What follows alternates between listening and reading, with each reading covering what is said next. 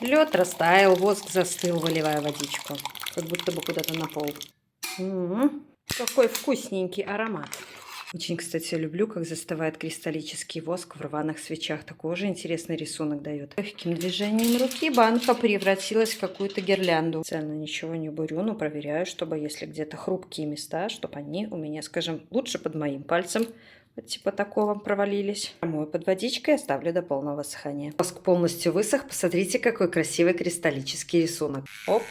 И спиливаем краешки. Потому что здесь, если начать подплавлять строительным феном, то можно вот этот вот весь рисунок, что называется, стереть и размазать. А я хочу, чтобы он остался. Поэтому самые тоненькие краешки подпиливаю маникюрным таким, скажем, приборчиком.